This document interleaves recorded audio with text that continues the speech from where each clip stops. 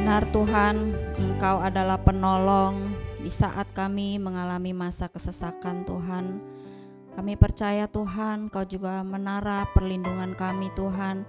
Ketika kami Tuhan butuh perlindungan Tuhan, Engkaulah perlindungan kami Tuhan. Bapa, saat ini Tuhan, kami umat-Mu datang ke hadapan-Mu Tuhan. Kami mau merendahkan hati kami di hadapan-Mu Tuhan. Kami mau duduk diam untuk mendengarkan firman-Mu Tuhan. Bapa, urapi hamba-Mu Tuhan yang tidak bisa apa-apa Tuhan, kalau bukan Engkau yang menuntun Bapa. Allah Roh Kudus, biar Engkau yang menuntun lidah bibir hamba-Mu yang berbicara. Kami percaya setiap firman yang keluar adalah sungguh-sungguh berasal daripada Engkau, bukan dari hikmat manusia Tuhan, tetapi Engkau sendiri ingin berpesan kepada jemaat-Mu malam hari ini. Terima kasih Bapa, kami mau duduk diam, berikan kami roh yang tenang, berikan kami telinga seorang murid Tuhan untuk mendengarkan firman-Mu. Terima kasih Bapa, kami mau dengar firman-Mu, kami sambut firman-Mu hanya di dalam nama Tuhan Yesus. Haleluya, amin. Shalom, selamat malam Bapak Ibu terkasih dalam Tuhan. Apa kabar? Luar biasa, selalu luar biasa ya. Bulan ini saya diberikan tema dari Yesaya 11 ayat 2 ya. Tapi kita mau baca dari Yesaya, judul khotbah saya adalah Christ in you, artinya Kristus yang ada di dalam kita. Ya, kita baca di dalam Yesaya 11 ayat 1 sampai 2, 3. Suatu tunas akan keluar dari tunggul Isai, dan taruk yang akan tumbuh dari pangkalnya akan berbuah. Roh Tuhan akan ada padanya, roh nasihat dan keperkasaan, roh pengenalan dan takut akan Tuhan. Ya, jadi di dalam kitab Yesaya ini ada nubuatan mengenai Mesias ya. Jadi Nabi Yesaya itu menulis bagaimana Yesus ketika dia melayani sebagai manusia di dunia ini ya, yang disebut sebagai tunas dari tunggul Isai. Ya, itu tunas dari tunggul Isai itu adalah berbicara tentang Tuhan Yesus ya. Bagaimana dikatakan bahwa ketika Yesus melayani di dunia itu dia melayani dengan luar biasa ya, dengan penuh kuasa. Ya, jadi Tuhan Yesus dapat melakukan pelayanan itu karena ada Roh Kudus yang dikatakan adalah Roh Allah sendiri yang maha sempurna. Ya, tadi dikatakan ada Roh Tuhan akan ada padanya. Nah, setiap kita yang sudah terima Tuhan Yesus, kita sudah lahir baru, otomatis ada Kristus itu di dalam kita. Ya, jadi roh yang sama yang ada di dalam Yesus, roh itu jugalah yang ada di dalam kita yang menuntun hidup kita. Ya, tetapi banyak sekali anak-anak Tuhan yang tidak sadar bahwa ada Kristus tuh di dalam diri kita. Jadi kita itu sebenarnya bukan sembarang orang gitu ya. Ada Kristus. Kristus itu udah di dalam kita. Ya, Kristus itu udah menjadi daging dengan kita. Ya, makanya tema khotbah saya ada tentang Kristus di dalam kita, Christ in you. Ya, kita lihat kalau kita merenungkan baik-baik ya tentang ayat ini ya. Kita rindu untuk selalu dipenuhi dengan Roh Kudus. Ya, dan kita punya kesadaran akan Yesus itu ada di dalam kita. Ya, maka hidup kita, pelayanan kita itu pasti akan menjadi berkat buat banyak orang. Ya, jadi bagaimana Roh Tuhan yang adalah Roh Allah itu bekerja di dalam setiap kita? Itu ada di dalam ayat 2 tadi ya. Yang pertama, Roh Tuhan yang bekerja di dalam Yesus menjadi roh hikmat dan pengertian bagi Yesus. Ya, roh hikmat, kita bicara tentang roh hikmat adalah ketika kita penuh dengan Roh Kudus, maka kita akan menerima roh hikmat itu. Sehingga kita itu bisa mengambil keputusan dengan benar. Ya, ada kalanya kita itu diperhadapkan kepada berbagai macam keputusan-keputusan yang harus kita ambil. Ya, kita rasanya bingung, apakah benar ini keputusan yang saya ambil? Boleh nggak saya melakukan ini? Nah, itu dibutuhkan yang namanya roh hikmat itu. Jadi orang berhikmat itu melebihi orang yang cerdas, orang yang pintar secara intelektual ya. Jadi orang yang pintar itu belum tentu orang yang berhikmat. Karena seringkali kita lihat orang ini pintar ya, tapi kok dia bisa ya tertipu ya. Orang ini pintar ya, kenapa dia bisa melakukan kesalahan. Jadi orang yang berhikmat itu adalah orang yang mampu menempatkan diri dengan benar. Ya. Ya, jadi tidak seorang pun kita lihat ya, kalau kita lihat hikmatnya Tuhan Yesus itu ketika dia melayani di dunia ini ya. Bahkan di dalam Lukas 2 ayat 52 dikatakan Yesus itu hikmatnya melebihi ya, terus bertambah dan menjadi sempurna.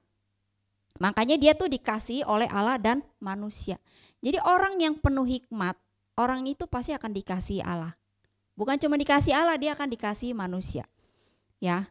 Jadi dikatakan dalam Yakobus 3 ayat 17 juga dikatakan, boleh tampilin enggak? Yakobus 3 ayat 17 dikatakan hikmat dari Roh Kudus ini disebut juga hikmat yang dari atas. Ya. Yakobus 3 ayat 17. Nah, hikmat dari Roh Kudus ini disebut juga hikmat dari atas yang mampu membuat kita memiliki berbagai karakter yang indah ini. Dikatakan ya, kita baca sama-sama 2, 3. Tetapi hikmat yang dari atas adalah pertama-tama murni, peramah, penurut. Nah, jadi ini adalah karakter-karakter orang yang penuh hikmat ya. Orang yang penuh hikmat dikatakan dia murni, dia pendamai, dia peramah, ya penurut, penuh belas kasihan, ada buah-buah yang baik, tidak memihak dan tidak munafik. Nah, kalau kita melihat pelayanan Tuhan Yesus yang penuh hikmat itu ya, kita bisa baca di dalam Lukas 20 ayat 20 sampai 26 ya. Kita baca, mungkin gak usah dibaca, tampilin aja ayatnya. Tapi di sini ada pelayanan, kita bisa belajar bagaimana Yesus itu melayani dengan penuh hikmat. Nah, ini bicara tentang membayar pajak kepada kaisar ya. Nah, jadi ketika itu ahli-ahli Taurat, imam-imam kepala, dia tuh mengamati Yesus gitu ya. Jadi mereka tuh menyuruh orang-orang untuk mata-matain nih gitu ya. Berlaku seolah-olah orang jujur ya, supaya mereka dapat menjeratnya dengan suatu pertanyaan dan menyerahkannya kepada wewenang dan kuasa wali negeri. Nah, orang-orang itu mengajukan pertanyaan kepadanya, "Guru, kami tahu bahwa segala perkataan dan pengajaranmu benar, dan engkau tidak mencari muka melainkan dengan jujur mengajar jalan Allah." Ayat 22, "Apakah kami diperbolehkan membayar pajak kepada kaisar atau tidak?" Tetapi Yesus mengetahui maksud mereka yang licik itu, lalu berkata kepada mereka, ayat 24, "Tunjukkanlah kepadaku suatu dinar, gambar dan tulisan siapakah yang ada padanya." Jawab mereka, "Gambar dan tulisan kaisar." Ayat 25, lalu kata Yesus kepada mereka, "Kalau begitu berikanlah kepada kaisar apa yang wajib kamu berikan kepada kaisar, dan kepada Allah apa yang wajib kamu berikan kepada Allah." Dan mereka tidak dapat menjerat dia dengan perkataannya di depan orang banyak. Mereka heran dan akan jawabnya itu, dan mereka diam. Jadi kita lihat ya, mungkin ada kalanya ada orang-orang tertentu tuh yang pengen cobain kita gitu ya. Kayak sama seperti Tuhan Yesus ini, dia mau dites nih sama orang-orang ahli itu, ahli Taurat ya.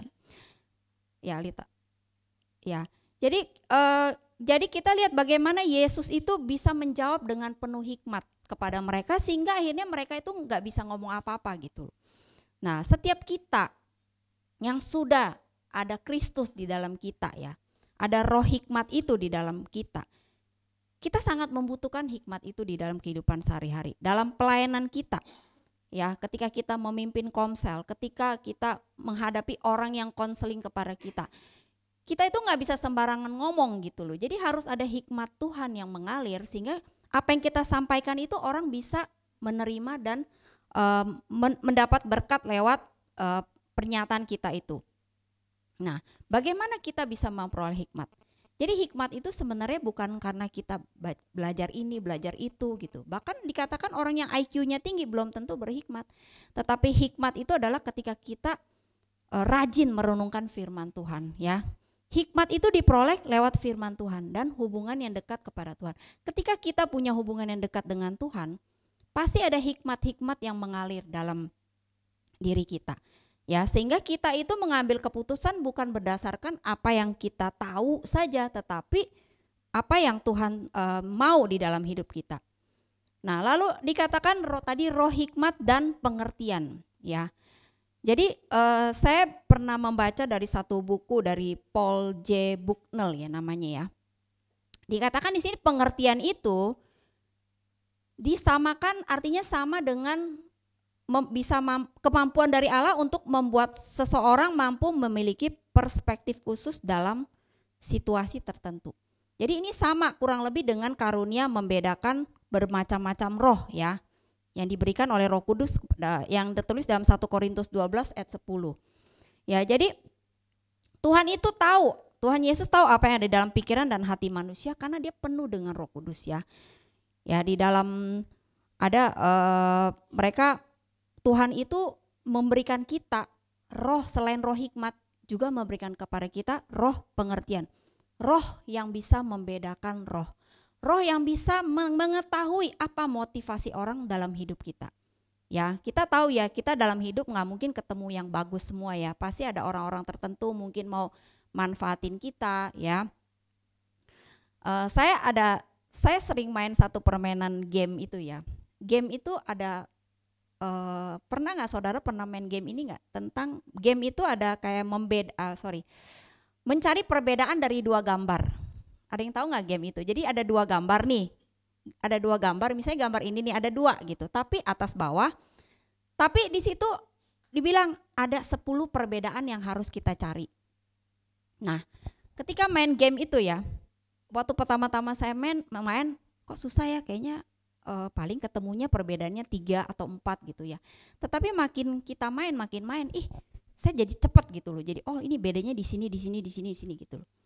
Pernah lihat nggak game seperti itu? Jadi ada dua gambar itu gambarnya mirip sekali. Kelihatannya kalau sekilas itu sama, nggak ada bedanya.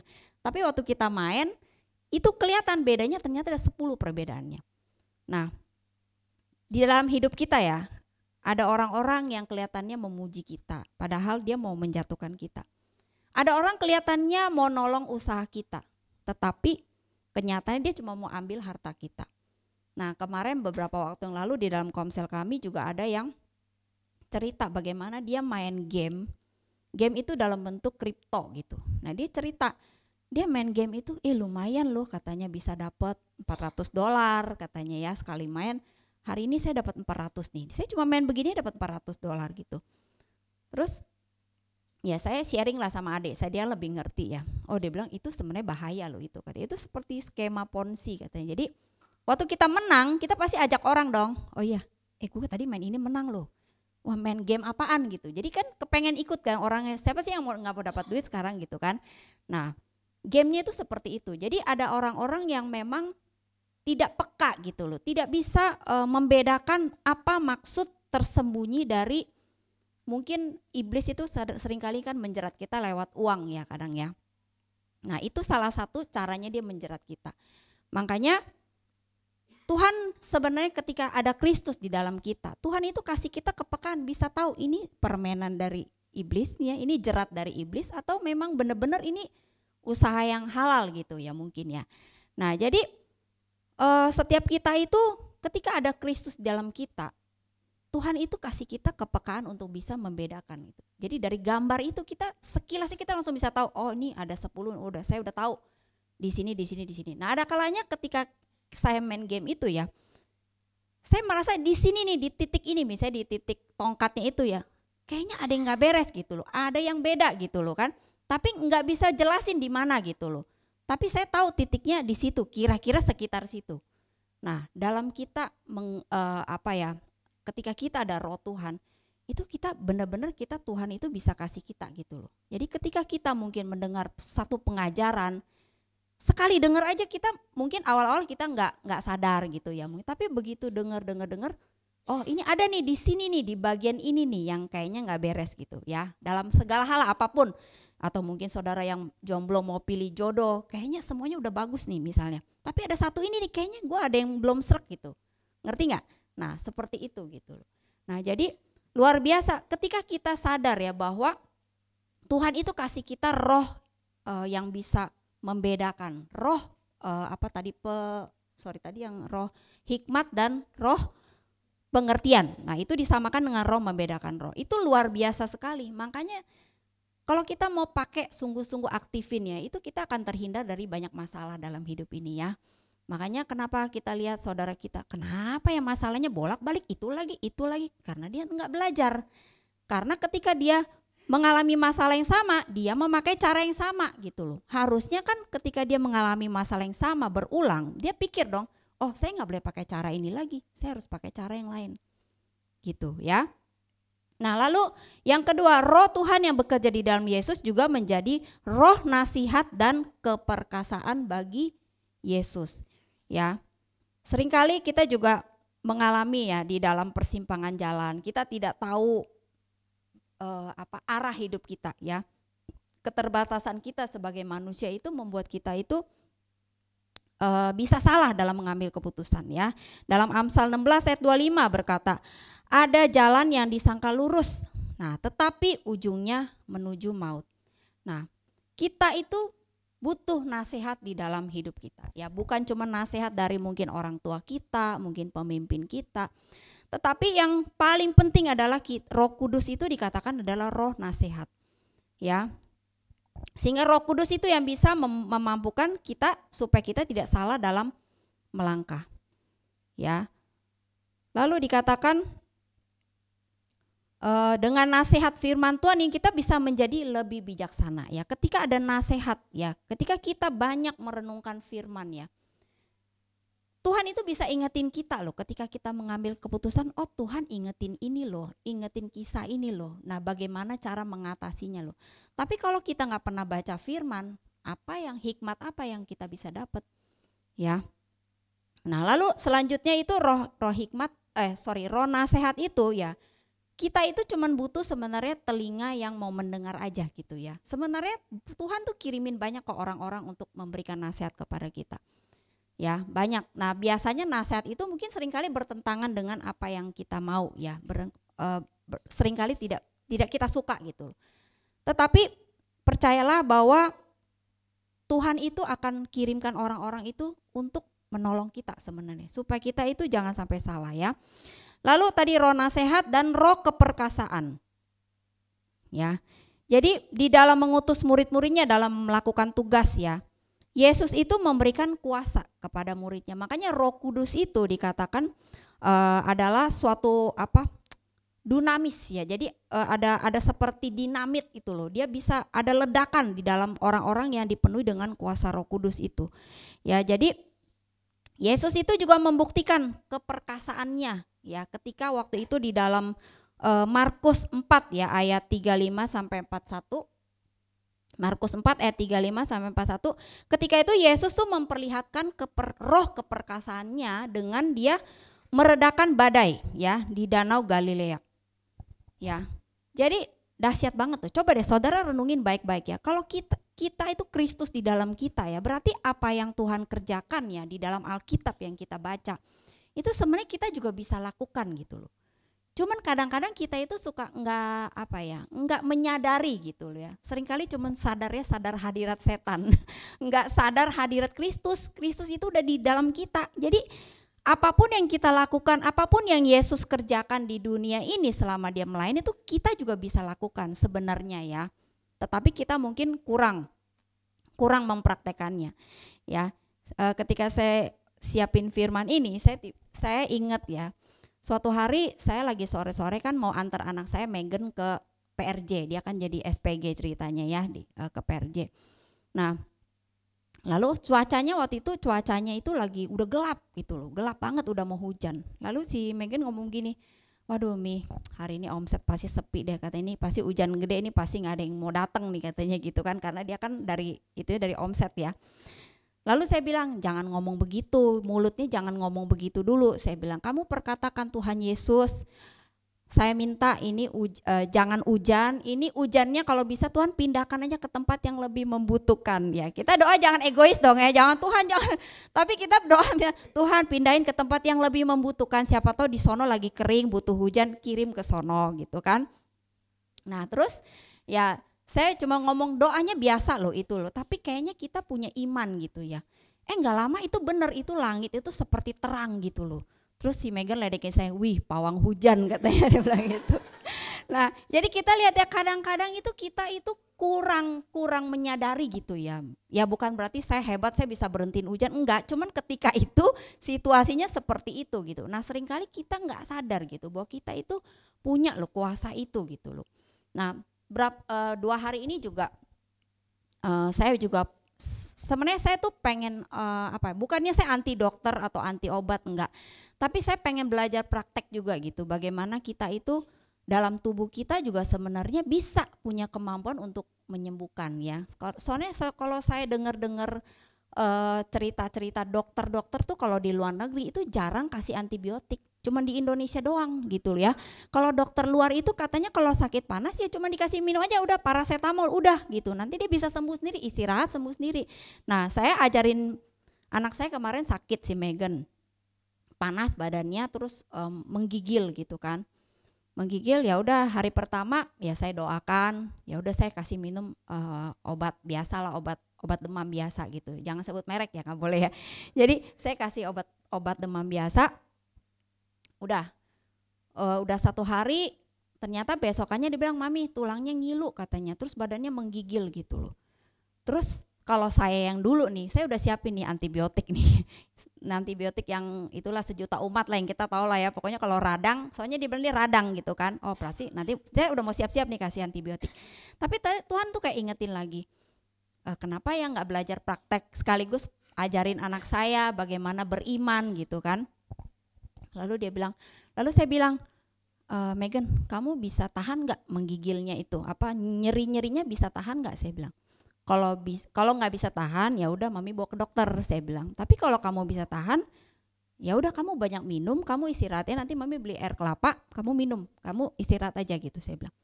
Lalu dia bilang iya dia nggak mau minum antibiotik katanya serem nih katanya kalau minum terlalu banyak antibiotik. Oh ya udah oke, berarti saya doakan lagi gitu kan. Nah singkat cerita memang sepanjang hari itu udah nggak itu lagi, udah nggak menggigil, udah nggak udah nggak ngilu lagi tulangnya, udah oke gitu, paling cuma ada batuk-batuk sedikit doang gitu. Nah jadi sebenarnya kita itu jangan saya bukannya anti obat nanti dong enggak, tapi kalau bisa gitu ya kita tuh belajar, tubuh kita juga harus kita latih, bukan cuma roh kita, tubuh kita juga harus kita latih gitu loh, untuk kita mengalami bagaimana roh yang keperkasaan itu ada di dalam diri kita. Ya jadi jangan dikit-dikit cari obat, cari dokter, cari antibiotik gitu ya. Jadi orang sekarang memang gak sabar ya. Ya benar gak sih? Kalau orang dulu ya mana ada gitu ya. Ya udah kalau demam ya udah kasih obat demam biasa, udah tidur istirahat. Tapi kalau sekarang radang dikit waduh langsung antibiotik. Langsung hantem. Gitu loh. Jadi kita itu kalau kita punya kesadaran akan hadirat Tuhan di dalam diri kita dan kita mau belajar praktekin ya, itu akan menjadi dampak yang luar biasa loh bagi kita. Iman kita juga akan semakin bertumbuh. Ya, saya bukan bilang saya udah paling hebat, saya udah paling perkasa, enggak, tapi saya belajar terus gitu. Saya juga makin terus mau belajar supaya saya juga mau praktekin nih bahwa ada roh Tuhan, ada roh Kristus yang begitu besar di dalam diri kita ya. Nah, kita harus belajar praktekkan. Amin. Nah, lalu yang ketiga, roh yang bekerja dalam Yesus menjadi roh pengenalan dan takut akan Tuhan bagi Yesus. Jadi, roh pengenalan itu adalah kuasa atau kemampuan yang dibarengi dengan sikap dan perilaku yang baik ya, atau karakter yang baik. Nah, banyak sekali anak-anak Tuhan yang tersandung ya, tidak menjadi berkat karena karakternya itu tidak sesuai dengan Yesus Kristus ya. Jadi kita harus kita lihat ya bahwa orang yang mengenal Allah, roh pengenalan akan Allah, orang yang mengenal Allah, dia pasti akan tahu bahwa apa yang menjadi rencana Tuhan di dalam hidupnya dia. Ya, dalam Yohanes 13 ayat 1. Yohanes 13 ayat 1.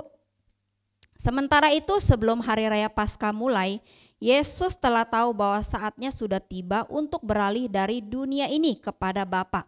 Sama seperti ia senantiasa mengasihi murid-muridnya, demikianlah sekarang ia mengasihi mereka sampai kepada kesudahannya. Jadi Yesus itu tahu loh bahwa waktunya akan tiba. Jadi dia begitu mengenal Tuhan ya, sampai dia tahu loh waktunya kapan Tuhan mau panggil, maksudnya mau dia menyerahkan nyawanya.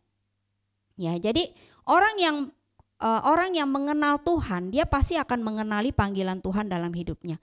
Dia tahu bahwa waktunya sudah tiba, dikatakan beralih ya, dikatakan nih Yesus telah tahu bahwa saatnya sudah tiba untuk beralih dari dunia ini. Artinya apa beralih dari dunia ini? Jadi tugasnya sudah selesai dan dia harus menjalankan misi Bapa itu ya. Jadi beralih dari dunia ini artinya apa? kita beralih, kita berpindah dari pola pikir dunia, cara pandang dunia, ya, reaksi orang dunia. Ya, ada satu buku ya berjudul What Would Jesus Do ya. Nggak tahu kalian udah pernah baca belum? Jadi buku ini mengingatkan kita bahwa setiap tindakan kita ya yang mau kita lakukan ya, kita renungkan ya kalau kita di posisi Tuhan Yesus ketika itu, apa yang harus kita kerjakan itu? Apa respon kita gitu loh. Ya, jadi what would Jesus do? Apa yang Yesus lakukan mungkin ketika Yesus ditampar mungkin ya. Kalau Yesus ditampar pipi kiri, pipi kanan ya. Kasih pipi kanan. Nah jadi dari buku ini kita renungin, kalau saya di posisi itu, saya bisa nggak begitu melakukan itu? Waktu kita ditampar pipi kiri, waktu kita dianiaya orang, waktu kita mungkin difitnah orang, bisa nggak kita tidak membalas? Bisa nggak kita nggak balik ngomongin dia gitu loh? Ya sulit ya rasanya. Biasanya kalau orang ada apa sama kita, wah kita cenderung mau konfrontasi. Iya, oh dia ngomongin kita, kita juga ngomongin dia gitu. Nah Tuhan Yesus tidak seperti itu. Makanya Kristus di dalam kita itu yang akan memampukan kita berespon bagaimana Tuhan berespon juga. Ya, ketika kita mengalami hal yang tidak baik, ketika kita mengalami penderitaan, apa respon Yesus ketika itu? Nah, itu terus kita harus merenungkan itu baik-baik. Ya, termasuk saya pun masih belajar terus ya. Saya juga masih banyak kelemahan ya, tapi firman ini benar-benar menjadi rema juga di dalam hati saya gitu ya, bahwa nah selanjutnya bahwa kita harus punya roh takut akan Engkau. Ketika kita mengenal Allah, maka otomatis ada roh takut akan Tuhan. Ya, takut akan Tuhan adalah permulaan pengetahuan. Ya, orang yang takut akan Tuhan, dia tidak melakukan kehendaknya, tetapi apa yang menjadi kehendak Bapa dalam hidupnya. Makanya dikatakan dalam Matius 6 ayat 10, ya datanglah kerajaanmu, jadilah kehendakmu di bumi seperti di surga. Ya, jadi ketika kita takut akan Tuhan, maka apa yang kita kerjakan itu kita nggak perlu dilihat orang lain, nggak perlu orang ngawasin kita. Ya seringkali kita mungkin kalau lagi kerja ya kita melakukan sesuatu ya supaya bos saya jangan marah sama saya, ya udah saya kerjain aja gitu. Tapi beda ketika kita sadar bahwa ada Kristus di dalam diri kita. Kita itu nggak perlu nggak perlu disuruh, nggak perlu disabet dulu, istilahnya nggak perlu didisiplin dulu gitu, nggak perlu dipotong gaji dulu, baru kita bisa benar-benar bekerja gitu loh. Waktu kita tahu bahwa kita itu ada Kristus di dalam kita punya takut akan Tuhan, maka kita itu nggak takut akan Tuhan itu bukan gini loh, maksudnya, waduh saya hari ini nggak ke gereja loh, waduh saya takut loh, jangan-jangan nanti Tuhan marah loh. Saya takut Tuhan, kalau saya nggak komsel nanti usaha saya nggak diberkatin. Bukan takut Tuhan yang seperti itu. Takut Tuhan itu adalah kita selalu introspeksi ke dalam. Ya seringkali kita cuma banyak cerita orang begini. Pernah nggak kita tanya diri kita? Sebenarnya ya waktu saya tadi ngomong begitu, motivasi saya apa ya? Kayaknya motivasi saya nggak benar loh waktu saya ngomong begitu. Makanya saya selalu menguji setiap perkataan saya, jangan sampai ya ada agenda pribadi. Ya waktu saya tidak setuju dengan seseorang, ya jangan sampai saya ada agenda pribadi. Ya, oh ini untuk kepentingan saya. Enggak gitu. Jadi kita semua harus menyelidiki motivasi kita. Ya, jangan cuma pinter nyelidikin motivasi orang, tapi kita sendiri kita enggak selidikin gitu ya. Nah, makanya sungguh luar biasa ya ketika kita roh Tuhan itu ada di dalam kita. Christ in you, Kristus di dalam kita itu ya.